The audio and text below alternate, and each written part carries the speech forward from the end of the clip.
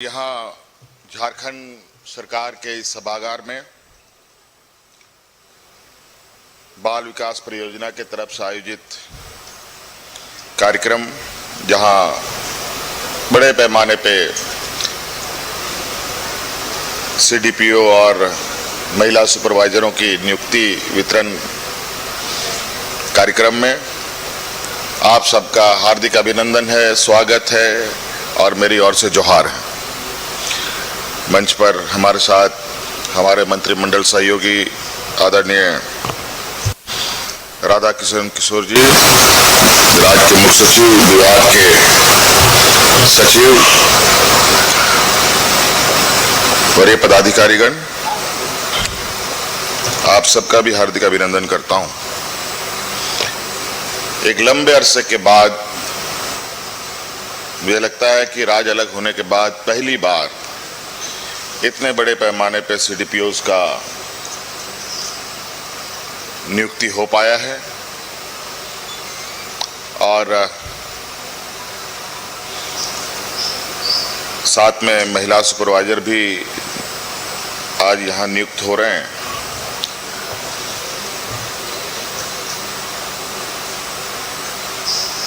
माननीय मंत्री जी ने पहले ही बहुत अच्छे से आपकी भूमिका, आपकी आवश्यकता को लेकर बातें रखी है। ये सही है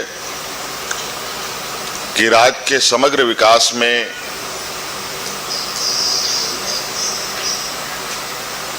बड़ी संख्या में, चाहे वो सरकारी पदों पर या फिर कॉन्ट्रैक्ट के माध्यम से, अनुबंध के माध्यम से, अलग अलग वर्गों में लोगों की नियुक्तियां होती है और सरकार के कार्यों को गति देने का काम किया जाता है। आज मुख्य रूप से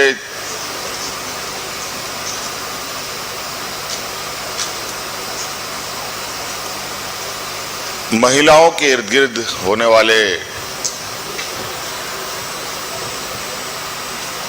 विषयों को ध्यान रखने के लिए इतने बड़े पैमाने पर महिलाओं की नियुक्ति हुई है। सुपरवाइजर में तो सभी लगभग महिलाएं हैं, सीडीपीओ में कुछ पुरुष लोगों का भी नियुक्ति हुआ है, लेकिन उसमें भी लगभग 50% से अधिक महिलाओं ने बाजी मारी है। और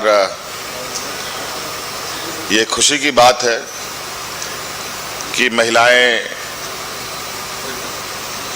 अपने पैरों पर खड़ा होने के साथ साथ सामाजिक दायित्वों का और सरकार के कार्यों को भी एक बड़ी जिम्मेवारी के साथ आप लोगों को नियुक्ति पत्र मिला। बहुत बड़ी भूमिका झारखंड के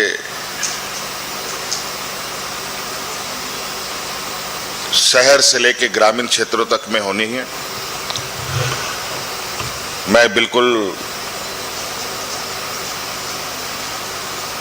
पूरी तरीके से उम्मीद करता हूं कि जिस आशा उम्मीद के साथ और जिस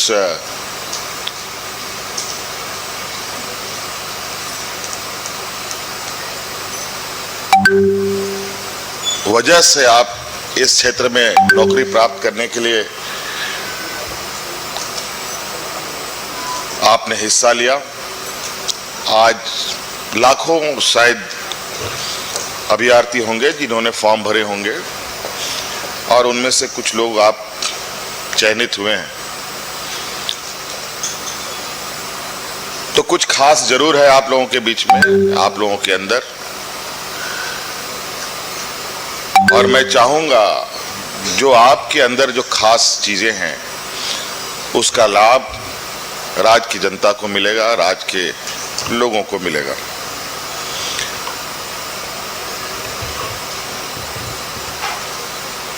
लाखों कर्मचारी सरकार के अभिन्न अंग के रूप में हैं। उन लाखों में और बड़ी संख्या का आज एक और कड़ी जुड़ रहा है, और इसमें और भी कई लोगों की नियुक्ति भी होनी है। कुछ अभी बचे हुए भी हैं। जो मुझे जानकारी है 2023 का विज्ञापन का ये रिजल्ट है। 23, 24, 25, 26 3-4 सालों तक आप लोगों ने इंतजार किया होगा, और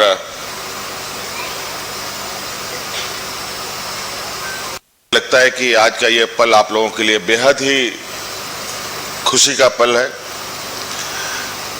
और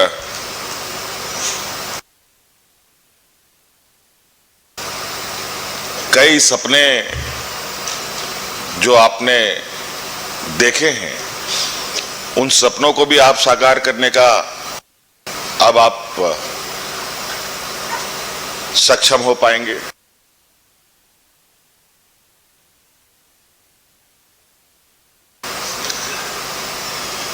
उसी प्रकार सरकार भी कई सपने देखती है, और सरकार भी अपने सपनों को साकार करने के लिए आप जैसे लोगों को सहयोगी के रूप में नियुक्त करती है। मैं इसी, आप सबको पता है, नहीं है तो मैं भी जानकारी देना चाहूंगा कि बहुत बड़े पैमाने पे हमारे यहाँ बच्चे कुपोषण का शिकार हैं, और इतने सारे लोग अगर हम मिलकर इस कुपोषण का, इस श्राप को मिटाने का संकल्प लें,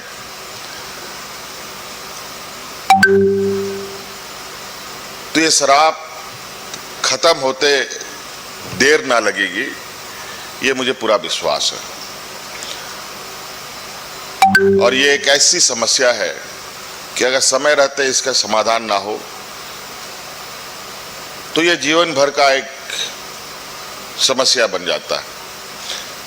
महिलाओं में भी कई सारी समस्याएं आती हैं, और झारखंड प्रदेश चूंकि एक ऐसा प्रदेश जहां आदिवासी बहुल राज्य है, दलित, पिछड़े लोग, गरीब, किसान लोग सबसे अधिक है। महिलाओं में बहुत सारी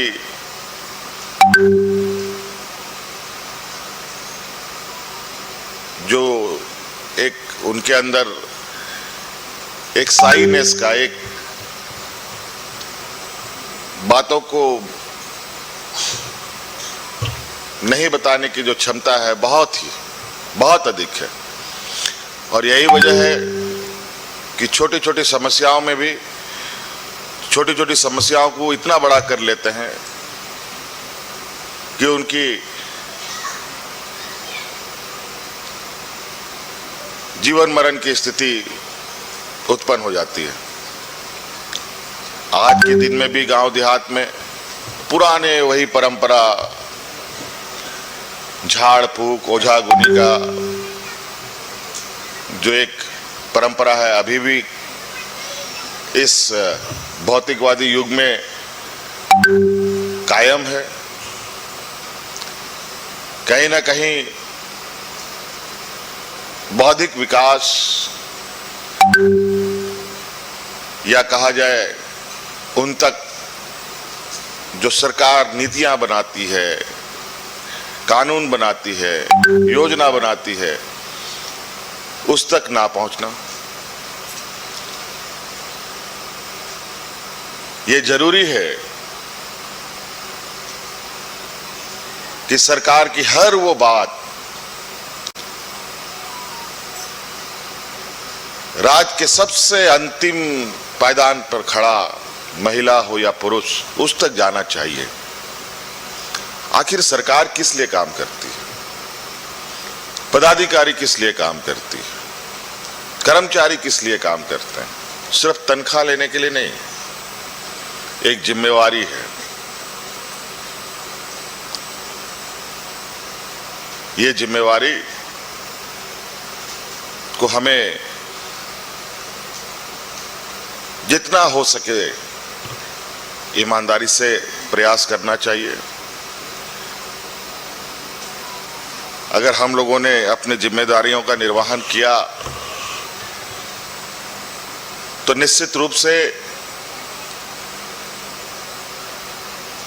राज का दिशा दशा सारा कुछ बदलते देर नहीं लगेगी। और ये सिर्फ राज के लिए खुशी की बात नहीं होगी, ये हर एक व्यक्ति के लिए खुशी की बात होगी, हर नागरिक के लिए खुशी की बात होगी।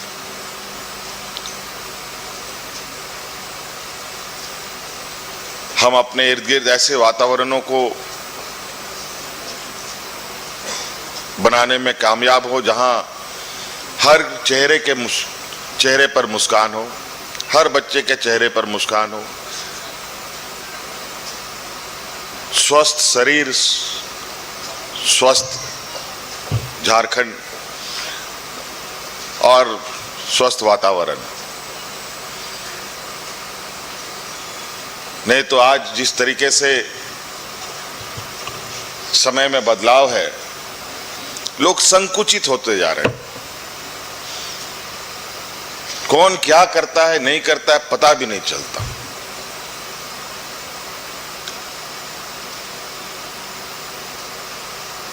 पहले लोग एक साथ, एक समूह, एक साथ बंध कर चलते थे। गांव हो, शहर हो, किसी को कुछ होता था तो पूरा गांव उसकी चिंता में रहता था। लेकिन आज बगल में कोई अगर किसी की मृत्यु हो जाए, अगर वो अकेला रहता है तो पता चला जब तक वो सड़ेगा नहीं, बदबू नहीं देगा, अगल बगल के लोगों को पता भी नहीं चलता।